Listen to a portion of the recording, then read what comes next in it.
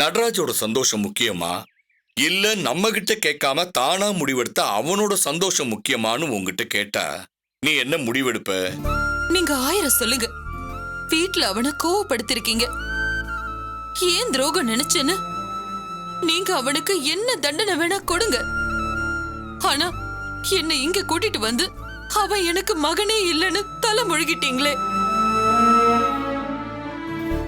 உங்க மாமாவுக்கு எப்படி நான் கண்ணுக்கு படலையோ அதே மாதிரி தாங்க நீங்களும் அந்த பொண்ணை பார்த்திருக்கீங்க.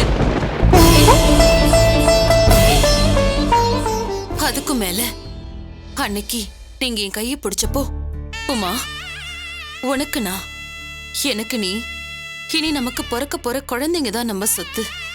கவலைப்படாத, இருக்கிற உறவுகளை வச்சு இனி உறவுகளை சம்பாதிப்போம், நம்ம குழந்தைங்களோட கனவுகளை நிறைவேற்றுவோம்னு சொன்னீங்கல்ல. ஆனா இன்னைக்கு நீங்களே திலீபனை அனாதையாக்கிட்டீங்களே. உங்களுக்கு உங்க பக்கம் நியாயம்தான் பெருசா பட்டிருக்கு. நீங்க பழைய கிருஷ்ணனா இருந்திருந்தா சரின்னு சொல்லிருப்பீங்க. இப்பதான் புது கிருஷ்ணனா சொத்து சொகம் கௌரவம் உள்ளவரா மாறிட்டீங்களே.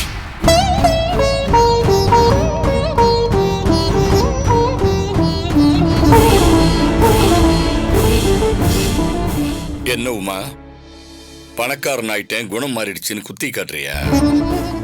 இல்லங்க, நீங்க நடந்துகிட்ட விதம் அப்படி. போதும் உமா, போதும், வேணாம், இதுக்கு மேல எதுவும் பேசாத.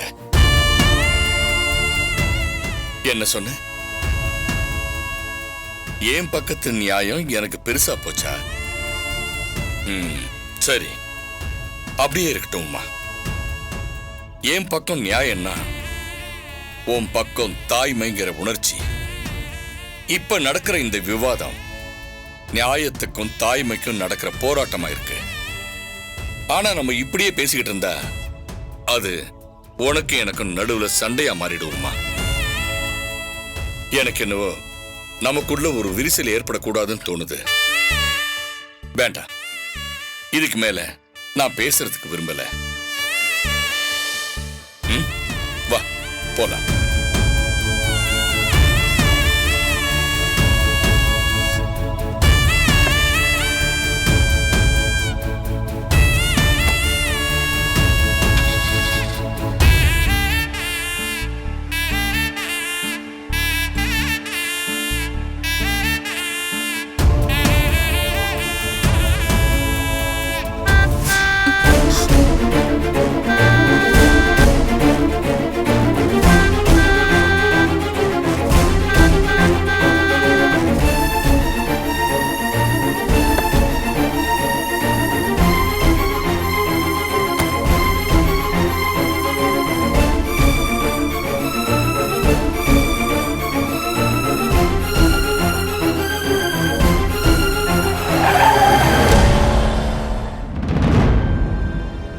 என்ன இப்படி ஆயிப்போச்சு? உமா திலீபனை வீட்டுக்குள்ள வர சொல்லி கிருஷ்ணனை கத்தி பெரிய சண்டையாகும்னு பார்த்தா ஒண்ணுமே நடக்கலையே. இதை இன்னும் பெருசாக்கணுமே.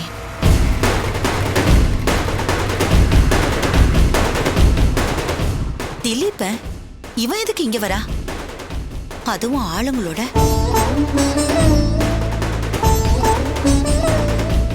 திலீபா வா. என்னடா, யார் இவங்கலாம்? ஃப்ரெண்ட்ஸுங்க அத்தை. ஆஹா, கவிதா எப்படி இருக்கா? அத்தை, என்னடா உங்களுக்குள்ள ஏதாவது பிரச்சனையா? கவிதா இங்க வரலையா? என்னடா சொல்ற? அவ எதுக்கு இங்க வரணும்? அத்தை, இல்லடா, அவ இங்க வந்தா எனக்கும் சந்தோஷம்தான். ஆனா அவளுக்கு தான் இந்த வீடு தெரியாதே. என்ன திலீபா, என்ன ஆச்சு? அத்தை, கவிதாவை காணோம் அத்தை. அப்படி போடு. என்னடா சொல்ற? கவிதாவை காணுமா? திலீபா, நீயும் கூட தானடா இருந்த? நான் ஹோட்டல்ல தூங்கிட்டு இருந்தேன் அத்தை. எந்திரிச்சு பார்த்தா அவ இல்ல அத்தை. என்னப்பா நீ? உன்னை நம்பி வந்த பொண்ண இப்படியா தொலைச்சிட்டு வந்து நிப்ப? சரி போ, முதல்ல போலீஸ் ஸ்டேஷன்ல போய் கம்ப்ளைண்ட் பண்ணு. எடுத்த உடனே அங்க போறதுக்கு முன்னாடி தேடி பார்த்துடலாம்னு நினைச்சோம். அதான் இங்க வந்தோம். என்னடா நீ? அவ இங்க வந்திருந்தான்னா நான் அடுத்த நிமிஷமே உனக்கு ஃபோன் பண்ணிருக்க மாட்டேன். ஆமா, வேலூர்ல இருக்கிறவங்களுக்கு ஏதாவது ஃபோன் பண்ணி கேட்டியா? ஒருவேளை அங்க போயிருப்பாளோ? அங்கெல்லாம் கேட்டுட்டேன் அத்தை. இல்லைன்னு சொல்லிட்டாங்க. ஒரே பதட்டமா இருக்கு அத்தை. என்னடா நீ இப்படி பண்ணிருக்க? அவளுக்கு உன்னை விட்டா இந்த ஊர்ல வேற யாரு தெரியும் சொல்லு? ஏற்கனவே வீட்ல எவ்வளவோ பிரச்சனை, இப்ப இது வேறயா? இங்க பாரு திலீபன், நீ உடனே போய் ரயில்வே ஸ்டேஷன், பஸ் ஸ்டாண்டுன்னு ஒரு இடம் விடாம தேடு. ஒரு வயசு பொண்ணு தனியா வேற. போடா போ. சரிங்க அத்தை. ஏய் வா வாடா. சரி வர ஆண்டி.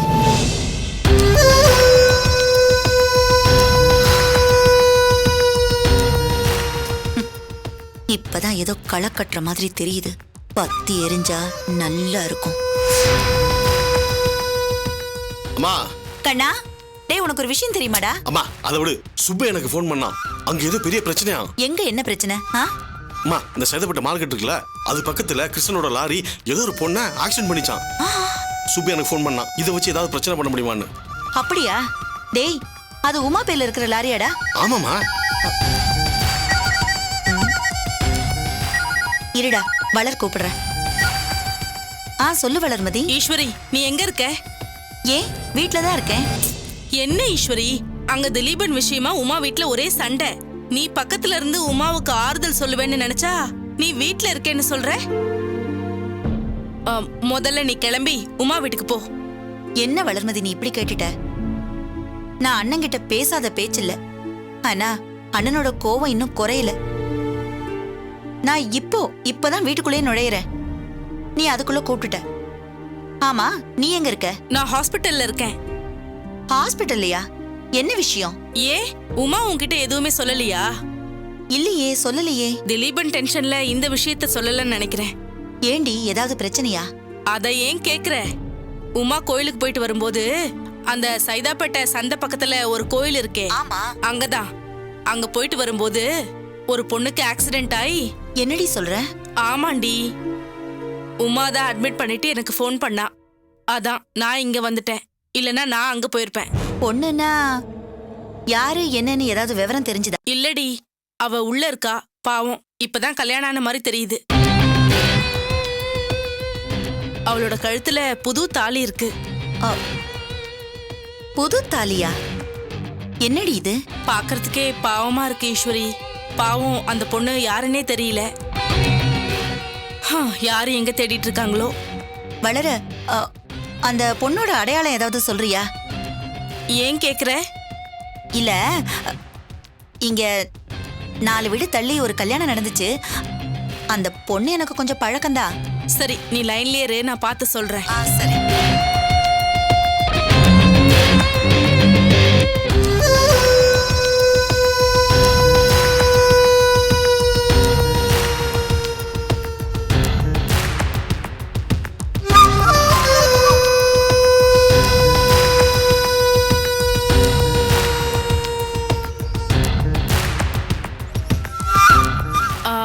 அவளோட இடது கையில தழும்பு இருக்கு ஈஸ்வரி.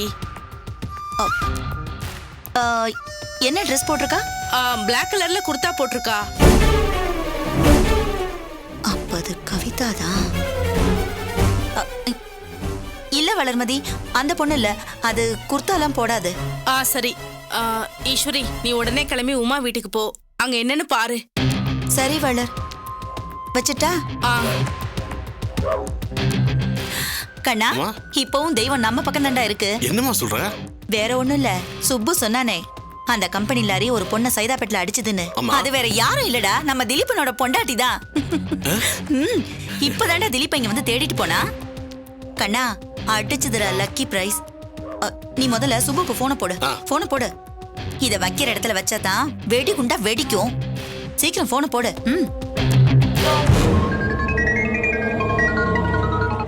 சொல்லுங்கண்ணா.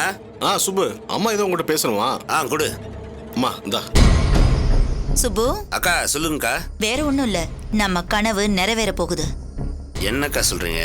இங்க பாரு, நான் சொல்றத மட்டும் கேட்டுட்டு அதுபடி செய். அது போதும். அக்கா, என்ன செய்யணும்னு மட்டும் சொல்லுங்க, செஞ்சு முடிச்சுட்டு கூப்பிடுவோம் அந்த சுப்பு. டேய் சுப்பு, உன் கம்பெனி லாரி ஒரு பொண்ணை அடிச்சுதா? கண்ணனுக்கு ஃபோன் பண்ணி சொன்னியே, அந்த பொண்ணு வேற யாரும் இல்ல.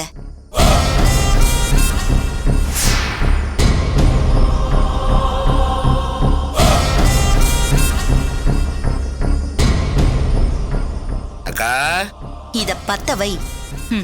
தானா எரியும். பத்த வைக்கிறேன்க்கா, நீங்க போனை வைங்க, மத்ததெல்லாம் நான் பாத்துக்கிறேன். சரி.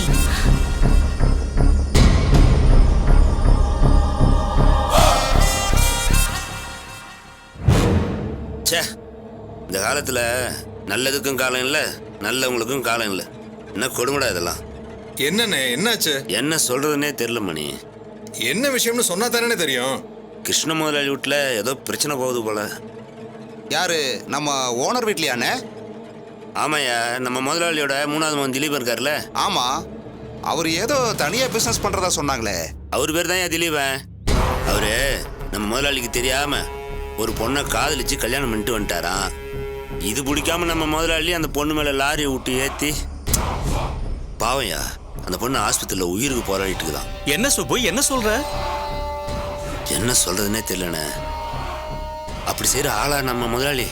எப்படி சுப்பு பண்ணுவாரு? முதலாளி தங்கமான மனுஷன், இது அவர் பண்ணிருக்கவே மாட்டாரு. இதெல்லாம் வதந்தியா இருக்கும். யோ, வதந்தியா இருக்குன்னு தான் நானும் ஆசைப்படுறேன். ஆனா நினைச்சா பயமா இருக்குதியா. ஐயா இப்படி செய்யற ஆளே கிடையாது. ஆனா அந்த பொண்ணை நினைச்சாதான் கஷ்டமா இருக்கு. ஆனா இந்த பணக்காரங்க எப்ப என்ன பண்ணுவாங்கன்னு சொல்லவே முடியாதுண்ணே. நம்ம கிட்ட நல்ல பேர் வாங்கிட்டு வெளியில 1000 பண்ணுவாங்கண்ணே. இப்ப என்னடா சொல்ல வர? நம்ம முதலாளி தான் இதை பண்ணிருப்பாருன்னு சொல்றியா? சுப்பு, அப்படிலாம் இருக்காது. அவர் உன்னையே மன்னிச்சவராச்சே. அதுதான் நானும் சொல்றேன். இப்போ தொழிலாளிங்க கிட்ட நல்ல பேர் வாங்கிட்டு உள்ளுக்குள்ள எப்படி இருக்காங்க பாருங்க. அதெல்லாம் சொத்து விஷயம்ப்பா, விட்டு கொடுக்க மாட்டாங்க. ஆமாப்பா, இவன் சொல்றது கரெக்ட். அநியாயமா இருக்கு.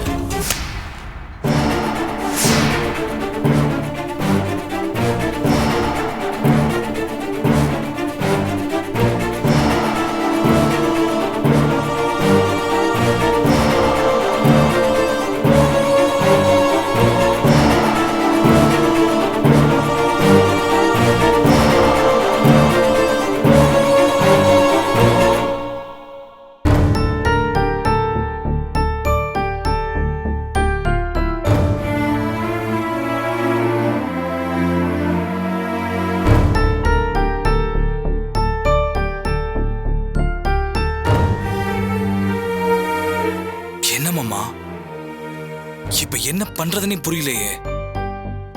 நாம என்னடா பண்ண முடியும்? மாமா தான் சொல்லிட்டாரு. மாமா அவர் சொல்லிட்டா நாம சும்மா விட முடியுமா மாமா? பாவம் மாமா திலீப. அவன் இப்ப அங்க என்னென்ன கஷ்டப்படுறானோ தெரியல.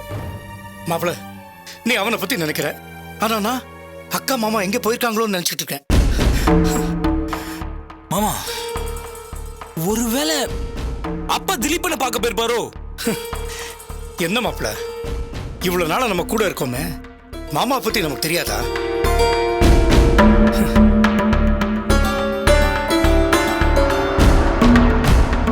மாப்பிள, நம்ம கார் வந்து. மாமா, அப்பா வந்துட்டாரு.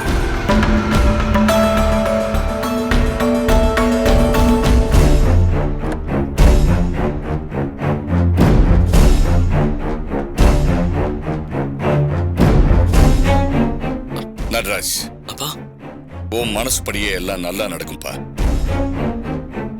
என்னடா அப்படி பாக்குற? இப்ப நாங்க எங்க போயிட்டு வரோம்னு நினைக்கிற? அவந்திகாவோட வீட்டுக்கு தான்.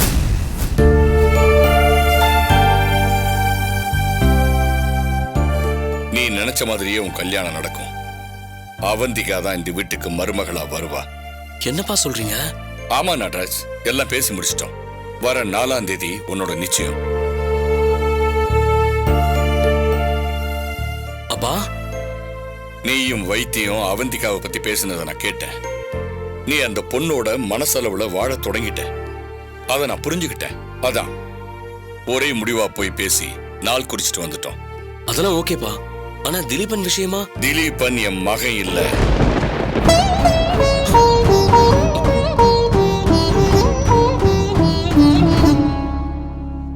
இனிமே அவன் இந்த வீட்டுக்குள்ள வரமாட்டான். போதுமா? உமா, சம்மந்தி என்ன சொன்னார்? இப்படிப்பட்ட ஒரு குடும்பத்துல நான் பொண்ணு கொடுக்கறதுக்கு தயாரா இல்லைன்னு சொன்னார். அதனால அப்படிப்பட்ட பையன் என் மகனே இல்லைன்னு நான் சொன்னேன். அதுக்கப்புறம் தான் அவர் கல்யாணத்துக்கே ஒத்துக்கிட்டார் இல்லையா? அப்பா, நான் சொன்னதுல தப்பு இல்லையே.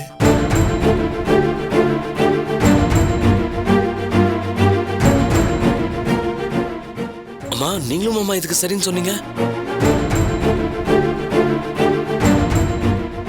நடராஜ், நீ என்ன பேச நினைச்சாலும் என்கிட்ட பேசு.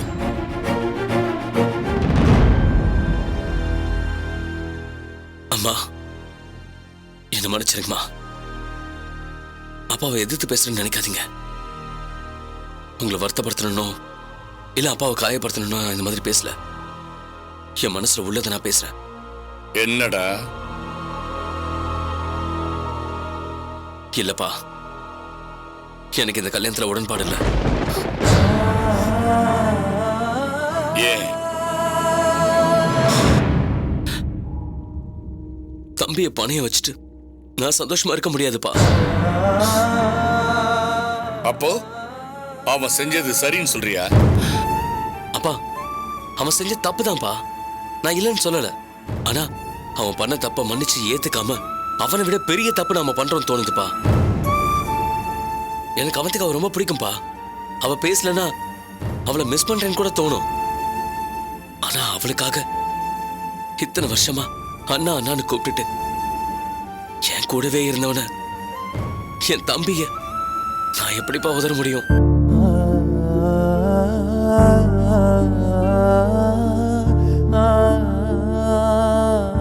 அம்மா, என்னம்மா இது? நீங்க தானமா சொல்லி சொல்லி வளர்த்தீங்க அண்ணன் தம்பினா ஒருத்தருக்கு ஒருத்தர் விட்டு கொடுத்து வாழணும்னு. அதே சமயம் மத்த எந்த இடத்துலயும் யாருக்காகவும் விட்டு கொடுக்காம ஒன்னா நிக்கணும்னு நீங்க தானமா சொன்னீங்க. இப்போ என் கல்யாணத்துக்காக அவனை ஒட்டு மொத்தமா நீங்க புள்ளையே இல்லைன்னு சொன்னா எப்படிமா?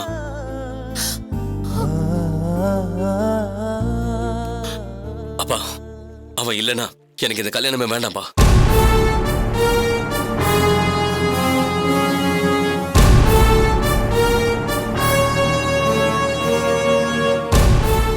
உன் தம்பி மேல இருக்கிற பாசம் எனக்கு புரியுது. ஆனா ஒண்ணு தெரிஞ்சுக்க நடராஜ், அண்ணன் தம்பி பாசத்துக்குள்ள எப்ப பொண்டாட்டி பிள்ளைங்க உறவு வருதோ அப்பவே எல்லாமே மாறிடும். ஆனா அப்பா அம்மாங்கிற உறவு அப்படி இல்லை. கடைசி வரைக்கும் அது அப்படியே தான் இருக்கும். எப்போ அவன் எங்கிட்ட சொல்லாம அவனே முடிவெடுத்துட்டானோ அப்பவே அந்த உறவும் முறிஞ்சு போச்சு. அண்ணன் தம்பி பாசத்தை விட அப்பா மகனோட பாசம் பெருசு. எப்போ அதையே அவன் ஒதுக்கி வச்சிட்டானோ இனிமே இத பத்தி பேசுறதுல அர்த்தமே இல்லை. இந்த கல்யாணம் நடக்கும், நடந்தே தீரும். இதான் என்னோட முடிவு.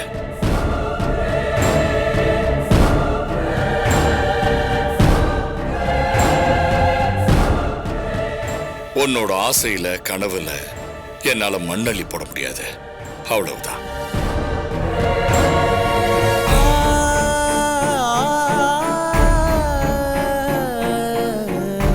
அம்மா, அக்கா, என்னக்கா இது? அன்னைக்கு நீயும் மாமாவை கல்யாணம் பண்ணிக்கும் போது அனாதையா நின்றீங்க. யாருக்கா பக்கத்துல இருந்தா? மாமா எல்லாத்தையும் விட்டு எறிஞ்சிட்டு வரல. ஆனா இப்ப மட்டும் ஏக்கா எப்படி? அக்கா, திலீபம் பாவம்க்கா. அம்மா, திலீபன் யாருமா? உங்க மனசை தொட்டு சொல்லுங்க. திலீபனை உங்களால வெறுக்க முடியும்னு சொல்லுங்கம்மா. முடியுமா? அம்மா, அவனை நாம ஒதுக்கி வச்சோம்னா அவன் எவ்வளவு கஷ்டப்படுவாமா. நீங்க எப்படிமா இதுக்கு சம்மதிச்சீங்க?